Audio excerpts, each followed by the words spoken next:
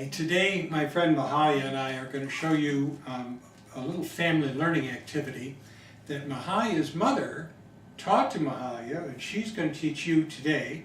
And then we're going to show you how we use a little family learning activity like that to expand into a whole world of understanding about life and about the world, things that will be useful for Mahalia and perhaps your children in school. Now, Mahalia, your mother taught you how to estimate time by counting seconds, right? Yeah. Now, what methods did she use to do that? How did she teach you to do that? She used 1,000 and she used seconds. Mississippi? Yeah, Mississippi. Okay, so you would say 1 Mississippi, 2 Mississippi, 3? Yeah. Or what was the 1,000 one? 1,001, 1,002, 1,003. Okay. Now I prefer the 1001 over the Mississippi. Either one's fine, but I prefer the other one because you end up 1001, 1002, you end up on the number of seconds that you've just counted. So, Mahalia, when you did this with your mom, did you play games with her? Did she try it sometime to see whether she could come closer than you could? She tried it sometimes. Good, good, okay. So maybe you could do with your children, you could have a watch or I have a stopwatch here where you see who is better at estimating a complete minute, go all the way up to 60 seconds. Right now we're just going to have Mahalia count off 10 seconds and just see what it looks like. It's going to be an approximation, it's not going to be exact. But let's try 10 seconds. So Mahalia, when I say go, you start. Ready? Go. 1,001, 1,002, 1,003, 1,004, 1,005, 1,006, 1,007, 1,008, 1,009, 1,010, 1,011. Okay. 1,010, when she has estimated 10 seconds, it was actually 10 1/3 seconds. You were 3/10 of a second more. That's very, very good. Now, you want to try 20 seconds? Okay. Okay, are you ready? Go. 1,001, 1,002, 1,003, 1,004, 1,005, 1,006, 1,007, 1,008, 1,009, 1,010, 1,011, 1,012, 1,013, 1,014, 1,015, 1,016, 1,017, 1,018, 1,019, 1,020. Okay, that time we got 22 seconds. Now, of course, the longer you go, the more likely it is that you're going to be off time a little bit. But still, getting within 10% is very, very good. Now today what I want to show you is how we can use that little family learning activity to teach some and to acquaint your children with some real science that they will get later on in school.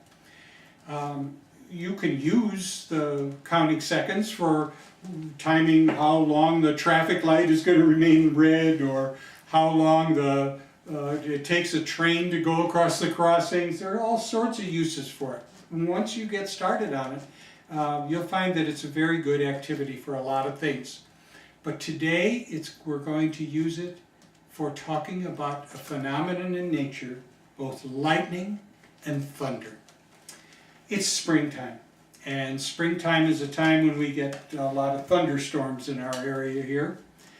And those thunderstorms arrive, we hear a loud clap of thunder. We see a flash of lightning and then a loud clap of thunder.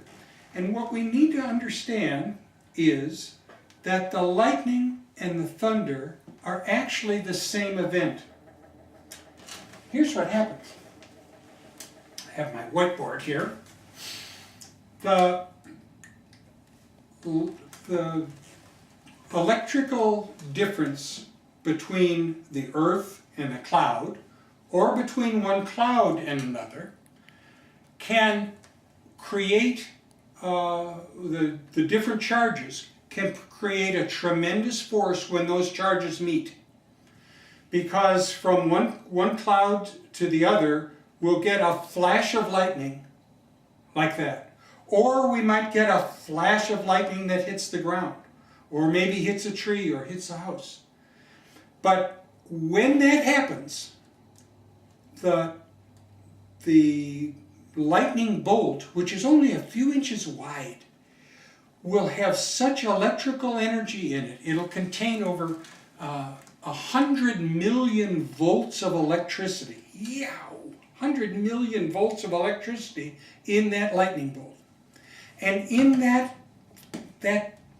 path that the lightning takes, the temperature soars. It could be as much as 50,000 degrees temperature inside that lightning bolt.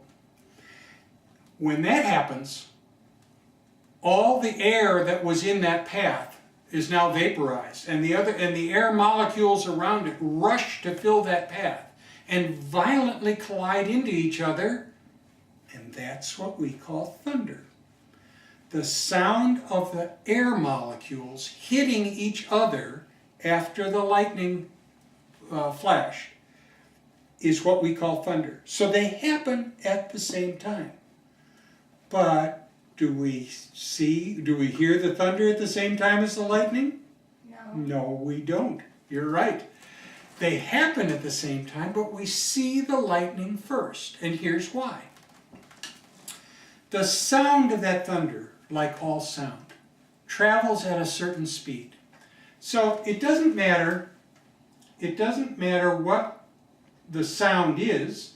It could be a thunder, it could be Mahalia clapping, clap Mahalia, clap. Okay, hear that sound? That sound is now traveling out at a certain speed. That speed happens to be, I'm going to say, approximately, let's say 700 miles per hour. Now, that may seem fast. It's faster than we can drive. It's as fast as a military jet might fly. But 700 miles an hour is approximately 1,100 feet per second.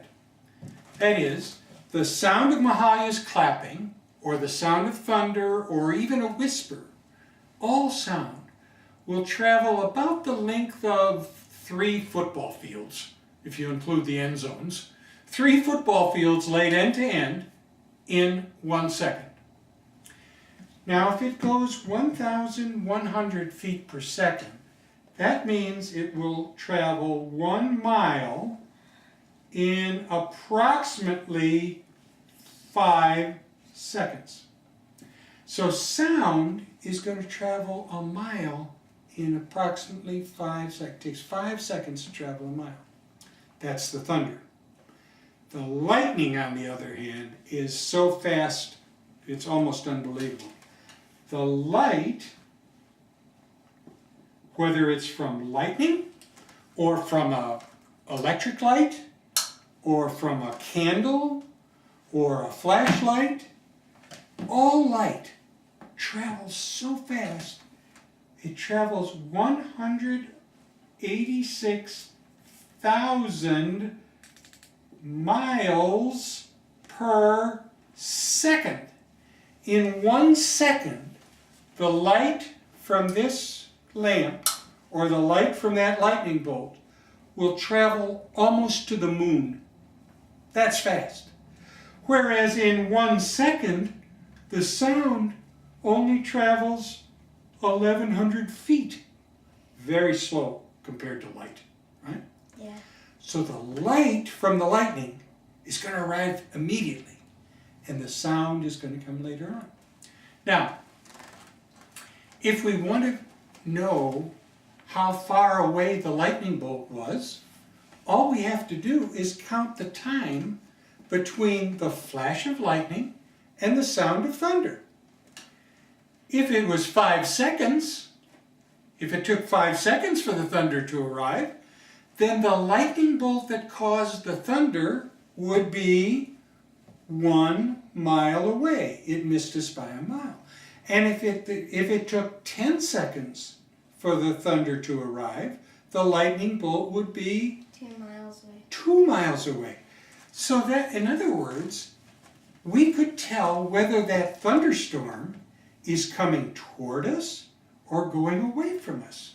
Because if the time for the thunder to arrive starts to get longer and longer, that means the storm is passing away from us, right? All right. Now, it's hard to practice this, to wait for a thunderstorm and then practice it. So we want to be able to practice it in our homes. And so we use anything to replicate or to approximate light. For example, I could flick this light on and off for lightning. We'll pretend that's lightning. So when you see that, that's lightning. And when you could bang anything. I have a metal pan here that I can shake to make the sound of thunder. Okay? So what we're going to do is we're going to try to estimate the time between the lightning and the thunder. Okay? Okay. Now, we'll pretend that it's a dark and stormy night. And we're lying in bed. And the rain's coming down and we know that there's lightning and thunder in the area. But we don't know whether the storm's getting closer to us or going farther away. What I'm going to do is I'm going to flash this. It's going to be lightning. And then you start counting seconds. And then I'll make the thunder. Okay? And then we'll find out how far the lightning was away. Are you ready? Yeah. Okay. 1001, 1002, 1003, 1004, 1005, 1006. There's the thunder arrives. How far was that lightning bolt away? 5 seconds you got? Yeah. And it travels how far in 5 seconds? 1 mile? Okay, so that lightning bolt was only 1 mile from your bedroom. If the 1 mile difference, because it took 5 seconds for the thunder to arrive. All right, are you ready? Okay, here we go. And the lightning, you're looking and you're almost dozing away, but here comes a flash of lightning. Go. 1001, 1002, 1003, 1004, 1005, 1006, 1007, 1008, 1009, 1010. There's the thunder arrives, 10 seconds. Now that was more than the last time, right? Yeah. It's now how far away? 2 miles 2 away. miles away. So the thunderstorm has moved away from our house, right? We now know that that lightning was now 2 miles away. The first one was only 1 mile away.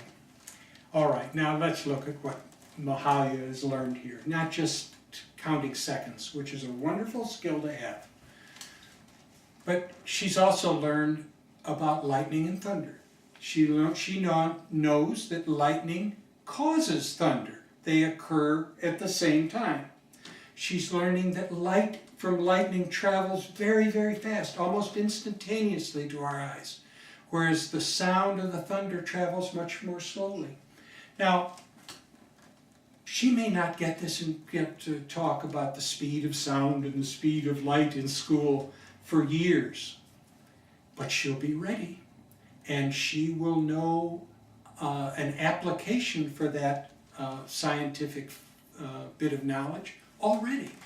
So this is where family learning can anticipate some things that children will learn in school later on, and will prepare them for the world that they live in now. Now, this is something that and I say again, any parent can do. Any parent can teach a child how to time seconds.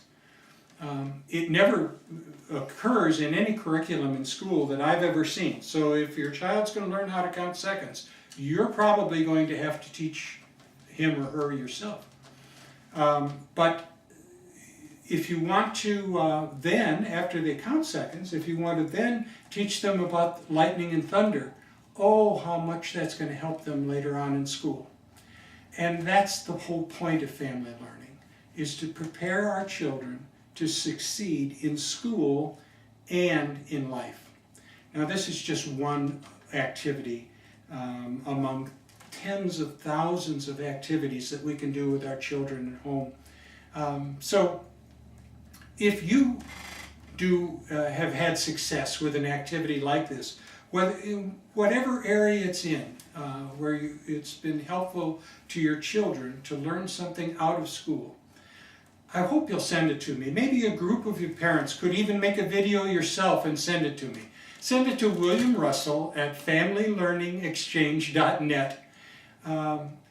We need to put as many of these videos and activities together so that parents across the country and around the world can help their children succeed in school and succeed in life. And I hope you'll help. Thank you.